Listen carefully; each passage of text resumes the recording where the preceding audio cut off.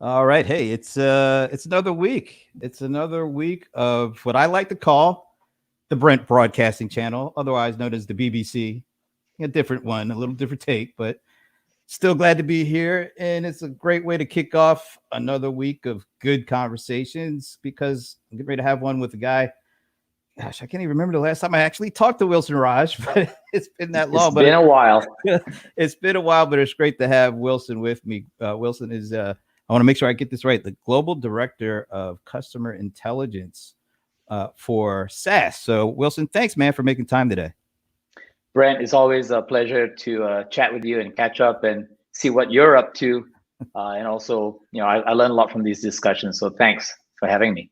Absolutely. And I know it's got to be maybe you're feeling a little bit like you get some rest over the weekend because I know last week it was all about SAS Global Forum. So I'm glad to see that you've revived yourself a little bit from that, right? Yes, it was definitely, I think, one of our most spectacularly attended event throughout the history of SAS. And we're talking about all the previous were in-person events. And this one blew numbers out of the water. We had about 35,000 registrations, about 6,000 digital interactions happening in the quad and other digital properties, and it's fantastic. So, talk a little bit about usually SAS Global Forum is a physical event, and this year, of course, it was virtual. What were some of the biggest like surprises or things that kind of stood out to you now that you've had a couple of days to get past the event? I think firstly it was definitely the hunger for information and interaction. That the topics were all obviously very salient, very topical. Given today's market disruptions, what's happening with the pandemic, what's happening economically, and I think that put a very different cast on the topics that we were sharing, the attendees and what they wanted to get out of it. It was not just about, hey, I want to learn about technology. It was more about, I want to be resilient. I want to be able to last through 2020 and then set myself up for success into the future. So I think just the level of engagement and hunger and intensity reflected through all the topics, so both whether it's demos and the quad, the keynote speakers, was very palpable. Yeah, I definitely got a chance to check it out. And first of all, it was just great seeing Dr. Goodnight. We were talking about this last week during a CRM Players. It was good to see him out there. I mean, he started this company back in 1976. So Yeah, see him out, at the forefront, going virtual, doing it well. It was really cool to see. And I thought it was also the messaging, being able to show how SAS, who I think most people look at, know you guys from analytics, from a marketing and data analytics perspective. But what I kind of learned by being able to check out that opening keynote was how you guys pivoted and used your expertise in your platform to look at how you can help with the COVID response and helping some of your customers. I know Cleveland Clinic was one of the ones that was highlighted, but maybe you could talk a little bit about how you guys were able to take your platform and work with your customers to help them respond to what's currently going on. One of the things that we haven't seen in terms of public health since like 1918. Oh, absolutely. I think the full what has happened with this pandemic is to force organizations of all sizes, whether you're a mid-size or a Fortune 5, to actually really go digital first. That's the mentality. That is the digital transformation that was happening. And I think for SAS, going digital first means being data first. That's where it all starts. That's where it all starts. It's not so much of the digitization of channels. It is using the data that's coming from digital, that's coming from within the organization. And SAS, and Dr. Goodnight, from a Simon Sinek perspective, is playing the infinite game, right? I mean, we have seen this since the inception of the company, and now and into the future, that being digital first means being data first, which means we have to have analytics as the core to unlock all that. So in terms of responding to the pandemic, I mean, every key aspect in terms of dealing with recovery, whether it is optimizing hospital beds, whether it's doing contact tracing. There's a great demonstration that Dr. Goodnight and Steve Bennett did around contact tracing and how you can actually look at that network effect. It's all data first, and it's fast, it is automated, is aggregated, and is actionable.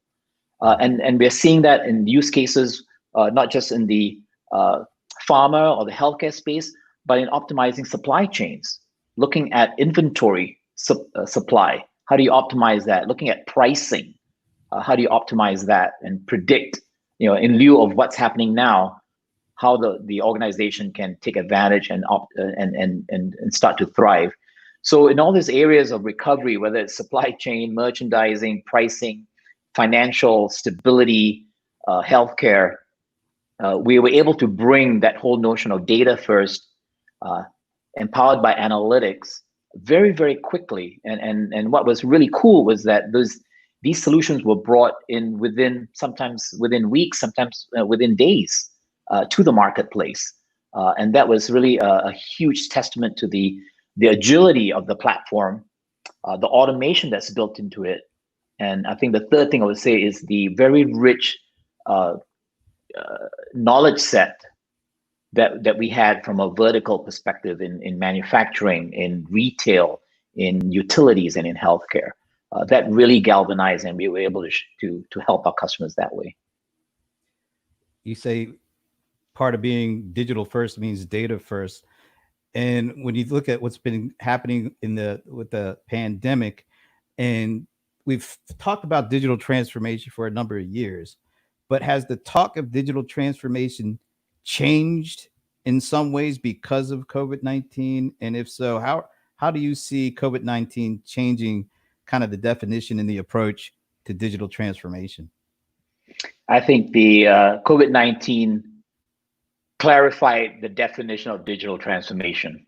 It really did, because it showed how using data at the core, the companies that were affected were able to start to recover and reimagine three areas of their business. One is obviously the way they were relating with customers, going digital first, having digital channels to be able to identify needs and service the customers. The second area of that transformation was in operational management.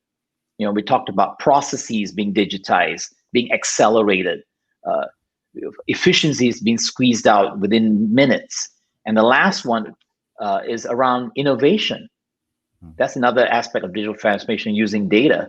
And for me, innovation is just coming up with a new way of doing the first two things, right? It's a new way of connecting with your prospect and a new business model, right?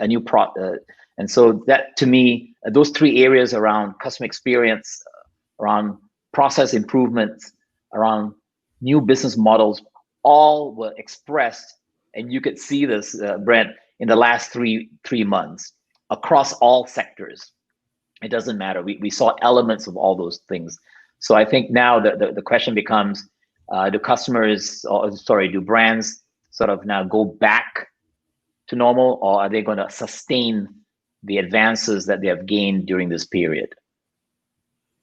Yeah, it's almost like, once you go digital and once you go data first, you shouldn't go back. Don't even think about going back. Absolutely not. Going forward. Absolutely. So part of what I think about what you just said about digital transformation and being a data first company and being able to not just have data and aggregate data, but analyze data and then act on the data. So one of the things that came out last week was the announcement of the partnership with Microsoft. Maybe you could talk a little bit about that and maybe how it applies to some of the things we just talked about. Absolutely. I think in response to what's happening today, there are two key elements that really came together during as part of this announcement. One has on the Microsoft side, I spent several years there in the past, and then in the agency world before coming here to SAS. But it is this notion around accessible, powerful, collaborative technologies.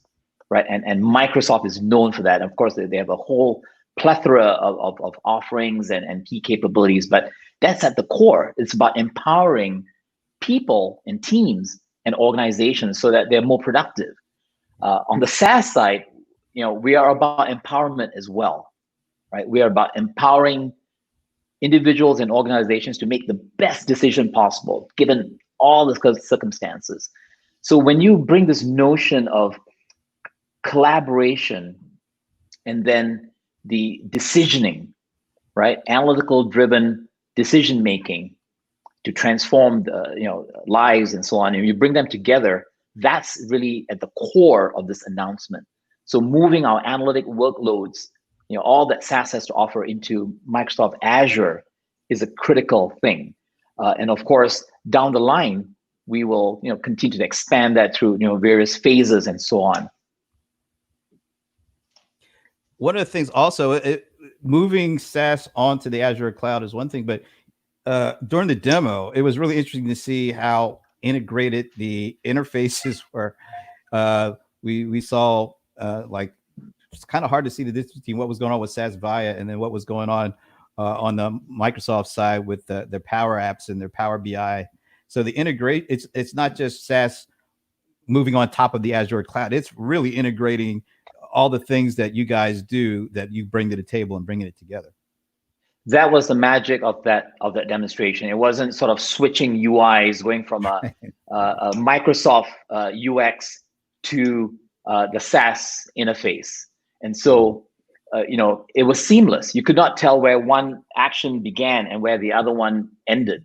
And that is, again, from a SaaS perspective, in playing the infinite game, right? It's not just being cloud ready and cloud friendly, but also to be open.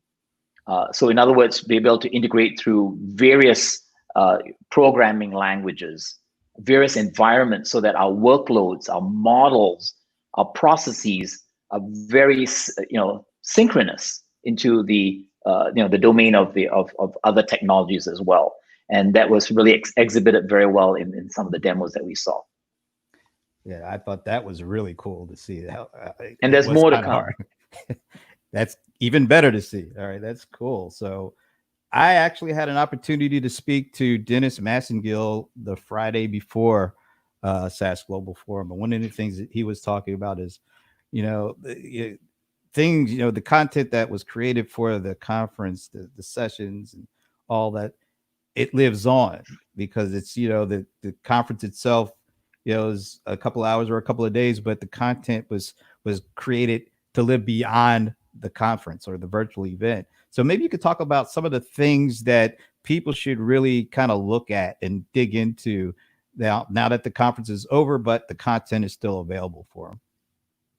Absolutely. Firstly, you can find it on our digital property in SAS.com and SAS Global Forum, where all the sessions, the demos, the customer connects are all housed. And essentially what we have is really just the depth and the breadth of content. So we have executive sessions featuring, certainly not just Simon Sinek, but other executives as well, talking about the business implications, the strategies they use to be able to not just recover, but then to reimagine their business and then to move it forward into a more powerful way.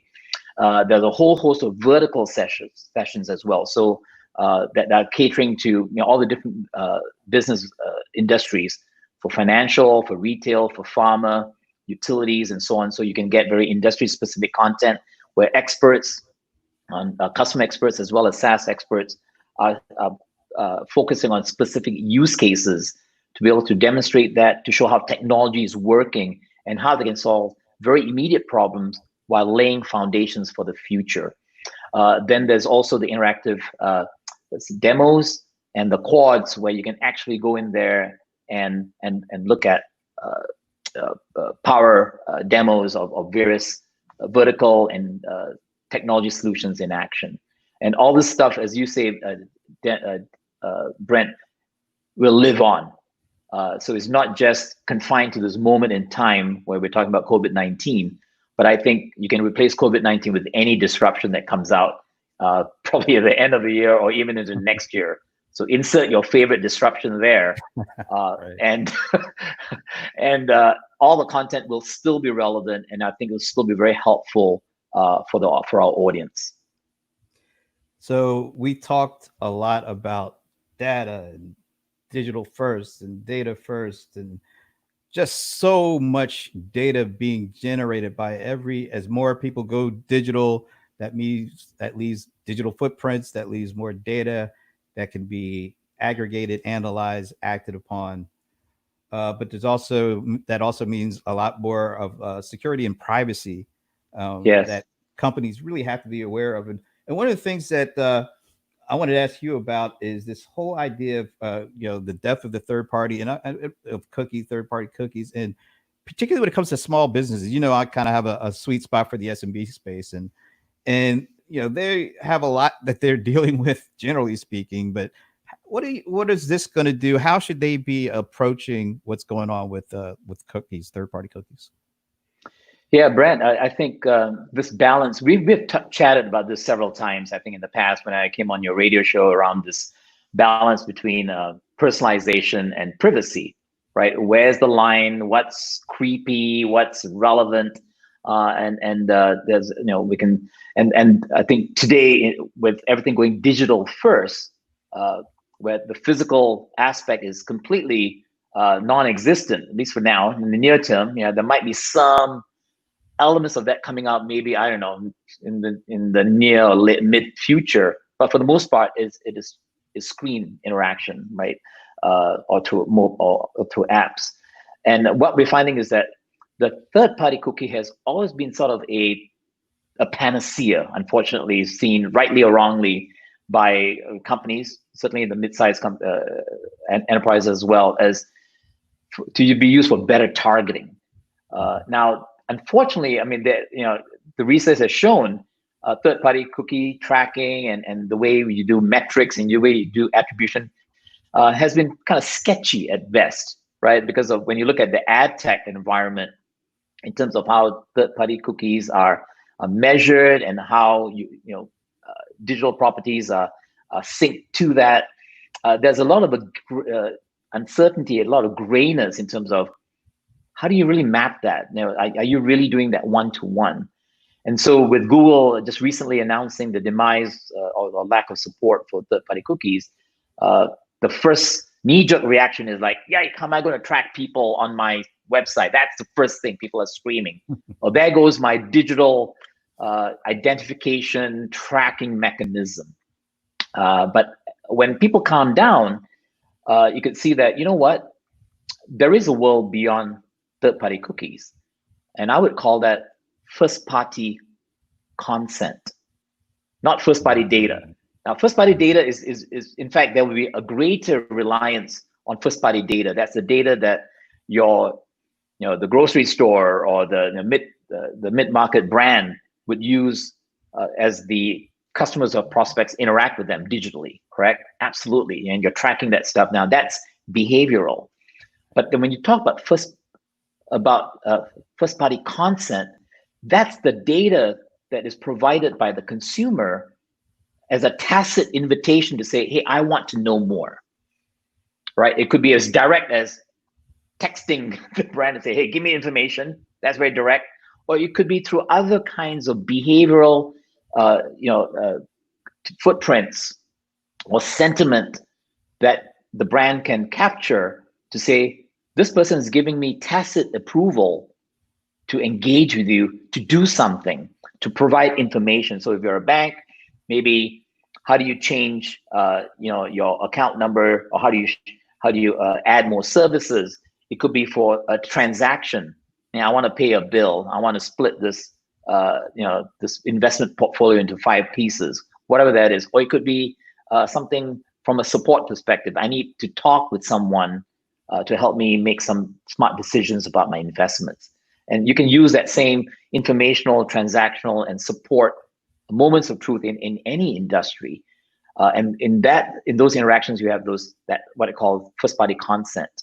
So I think to do that, again, you're collecting that data And then how do you use that? That becomes a question, and that's where things such as predictive analytics, things such as lookalike modeling, things such as churn analysis or sentiment using AI can help you get that consent, and then you're able to hopefully use that in the right way. I like that. I really like that because if you're going to become a digital first company, and which also requires you to become a data first company, I think you should be a consent first company, or at least have that Yes. philosophy and culture ingrained on you. Because, and I'm going to pop up, maybe there's a little bit of a little sneak peek here, because you guys are also just coming out with a new ebook, and it's all around kind of a lot of areas that talk about customer experience and what are things going to look like 10 years out. But one thing, if you're starting to do all these things, and I want to make sure I've got this completely, uh, here we go, get it up to that level so everybody can see it. There we go. I want everybody to look at what's going on, because if you're going to do all this stuff, it's all about trust. And if you don't have the trust, I don't care. If you become a digitally transformed and you are a digital first, if nobody trusts you, no customers trust you, who cares? Absolutely. Who cares, right? That trust is not, and we have talked about this, and I'm glad we're bringing this up because even more so today, trust is not an ethereal concept here. Trust is not this warm, fuzzy, cozy feeling between a brand and a consumer. It is hard tax. So it'll be things such as, boy, from a data governance perspective, how are these folks, right, on the green, right, or even on the red column, how are they managing data? How are they protecting it? How are they cleansing it? Do they have very clear-cut definitions in terms of retention dates, how they are used, when they are used, when they're not to be used? All those so-called legal, data governance, boring things are absolutely critical. On the other hand, from a experiential perspective, how is the organization communicating the value of data collected, not just in terms of being very succinct in terms of what consumers are going to get, what they're going to experience, but also have provide protocols where you and I can vet, we can audit our own data preferences, right, through a contact or through a data preference center to say, you know what, I'm not going to share this anymore. I'm not going to share this piece of data anymore. I'm going to time out on this one. That is now giving the power back. And so by a combination of what I call internal governance initiatives through data management and security and so on, and then through an external way of providing that flexibility and choice to customers, you can make trust a little bit more tangible, I think. And so what you see here is in this, from a consumer perspective, by the way, this was from a research that was done late last year in terms of what the future of customer experience looks like between an organization and the consumer. And one of the themes that came out, as you show out here, is the balance between data, between privacy and personalization. So you can see the ones where they're more trustworthy, healthcare providers, food providers, and so on. And on the other side of the spectrum, those which are less trusted, because there's a notion that these folks on the right are not necessarily communicating what they're doing with the data, number one. And number two, they're just using it for other financial purposes, right? Selling it to third parties or other entities without your knowledge. Yeah, and I think as we talk through what happened at the Global Forum and some of the main takeaways, at least mine, and thanks for explaining and kind of filling in some of the color with those. I think that going forward, if you did attend and you were able to check out the content, and if you still want to, it's good that it's there, but it's also good to keep in mind some of the things that you just talked about in terms of consent first.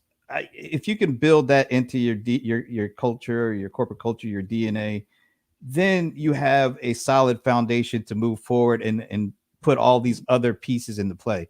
But if you don't do that, you might as well not do anything at this point. It's that Right. important to me, I think. You're right. And Brent, I mean, I think the way we can say this right, a great customer experience is not just the one P, personalized. It's not just that. Is the second letter P is privacy aware. Hmm. We have to be privacy. We have to go first. We don't have to expect the. We don't want the customer to make those choices, right? We want to lead with privacy first.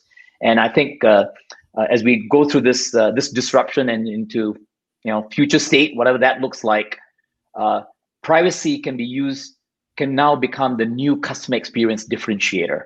It is no longer the back room topic where the lawyers and the governance folks talk about, right? It is front and center of the chief marketing officer, of the chief executive officer. It has to be that vital and visible. And it has to be something that is a message that I think comes right from the top. If you have your executive team believes in this, and it believes in protecting customers' data and making the customer feel comfortable and feel like you're not just they're not just a transaction to you. No. They're somebody that you want to build a long lasting, a mutually valued relationship. I think you have to bake that in to it. And at SAS, we use the term inside. We call it digital guardianship, right? So we're not calling it digital privacy, right? Because it's anachronistic. We are guardians of our customers, our B2B customers, privacy as an organization, as also as individuals who are dealing with us. So that notion, like I said, spreads from not just the governance that we have, but how we contact them, how we relate with folks, both in a digital first world, and how we serve them in the way that they want to be served. Hey, well, so this has been a really great conversation. I'm glad we were able to do this. But once again, where can people go? Because there's still all that content out there. Where can people go once again to check out all the things that took place last week? They can go to www.sas.com/ I think you had it in your post, SAS Global Forum, and then you will see. There you go, right there. Or you can just use a hashtag SASGF. You can do a search on that either on LinkedIn or on Twitter, and you'll get certainly to our resource page where you have literally over 200 sessions and content recorded, and a whole host of other content as well. So I got to ask, what's the next year going to look like once we get past, hopefully we'll get past sooner rather than later with the pandemic stage here. But what do you expect to see on the other side of the pandemic when it comes to, digital transformation? Do you feel like companies are going to be able to successfully make the shift to being not only a digital first or a data first, but also I like your term, being able to say consent first? I think I'm an optimist, maybe not to the level that Simon Sinek is. He's an optimist at a different scale, but I'm optimistic that because again, we have not seen that kind of transformation in our customers from a SaaS perspective. I'm seeing it every day. I'm seeing it in my neighborhood grocery store. The brands that I deal with on a daily basis for my personal, my personal life. So I think, and I'm amazed at how quickly these changes have come to the fore. So what I see in the future is definitely a little more of that. I also see more empathy and emotion in the communications, in the marketing, that is a little bit more, more overtly caring, more about the person, more about their needs, and less about selling. I think that's going to go take a back burner. And then the last thing I will see is that, hopefully that increased focus and respect for consent, especially in today, you and I are doing things digitally, day in and day out. We're ordering groceries, we are viewing movies and programming. We're doing education online. I mean, God, there's a lot that's been collected on us and on our families. And I think we'll see a greater focus on that not in an overt governance way, but I think in a way that's built into the experience, giving us the choices. So I do see a brave, a better new world as we get through. It's just has been a great time talking with you, Brent. I always enjoy these chats. Absolutely. And I just appreciate the optimism too, because sometimes it could get lost in all the other things that seem to be coming at us day to day. But I think I'm with you. I do think that once we're able to kind of get past this and people kind of figure out, the digital transformation means more than just digital transition, being able to digitize some or automate some processes, so you can be more efficient. I mean, that's part of it, of course, but the broader opportunity is not just to be efficient, but to be innovative and reimagine things and be able to take full advantage of kind of what this technology has to offer, as long as you have that. I'm going to use your term over and over again. As long as you have a culture that is consent first and not ask for permission later, because I think that's what it's been in corporate America for the last, I don't know how long. Yeah, those companies, as you can see, they've either gone out of business in the last couple of months. Those companies who think that digital transformation is just digitization of process and channels, they're not making it. It's those companies that have taken those precepts that we have shared a little bit more to heart and operationalizing it, but more than that, believing in it. They're the ones that we're seeing recovering and hopefully being more resilient into the future. All right, Wilson. Hey, it's been great. Thanks for the time. And we will definitely be talking much more sooner rather than later. I would like that. You take care, my friend.